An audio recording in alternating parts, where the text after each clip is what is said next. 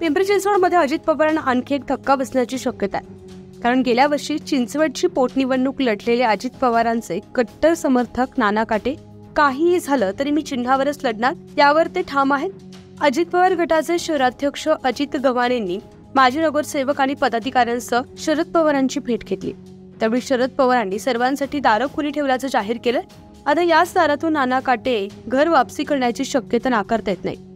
शरद पवारांनी ऑफर दिल्यास तुम्ही तुतारी चिन्हावर लढणार का या प्रश्नावर मी चिन्हावरच निवडणूक लढणार असं म्हणत त्यांनी संभ्रमावस्था वाढवली आहे।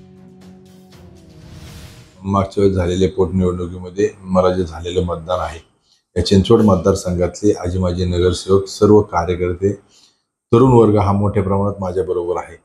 त्या अनुषंगाने जवळजवळ 1 लाख मतदान मला झालेलं आहे आणि त्याच मताच्या जोरावरती आज मी नागरिकांसमोर मतदारांसमोर जाणार आहे। येणाऱ्या काळात जरी हे सीट आपण म्हणताय की भाजपला जाऊ शकतं का तर सिटिंग आमदार आहे, परंतु भाजपमध्ये इच्छुकांची संख्या मोठ्या प्रमाणात वाढलेली आहे। ही इच्छुकांची संख्या पाहता येणाऱ्या काळामध्ये ज्या पद्धतीने तुम्ही म्हणता जर भाजपला गेलं तर तुम्ही काय करणार याला कदाचित हा वाढ पुन्हा राष्ट्रवादीकडे राहू शकतो आणि मी हे इलेक्शन लढणार हे मी सुरुवातीला सांगितलेलं आहे। जरी हा वाढ भाजपला गेला तरी मी हे इलेक्शन लढणार आहे आणि त्यावेळेस निर्णय घेऊन कुठलं चिन्ह असेल काय असेल ते त्यावेळेस ठरवू। तर अजित गव्हाणे यांनी पवार साहेबांची भेट घेतली, पवारांची सुद्धा भेट घेतली आणि विधानसभा आपल्याला मिळेल का या प्रश्नाचं उत्तर त्यांना मिळालं नाही आणि त्यामुळेच ते त्या ठिकाणी गेले।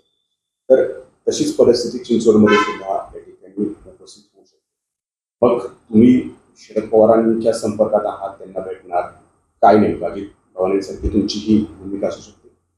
नाही, मी आता सध्या मतदारांच्या संपर्कात आहे। मी मतदारापर्यंत पोहोचायचा प्रयत्न करतोय आणि येणाऱ्या काळामध्ये त्याच्या वेळेस ते डिसिजन घेऊ आपण।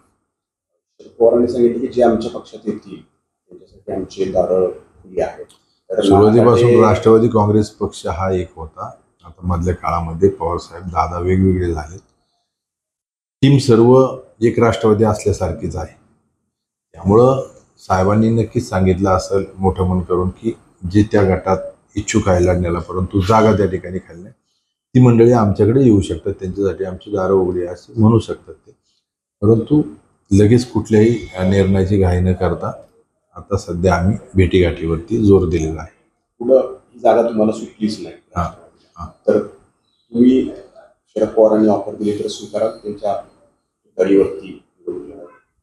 ही जागा जर सुटली नाही तर त्यावेळेस मी सांगितल्याप्रमाणे मी उभं राहणार आणि त्यावेळेस डिसिजन घेणार।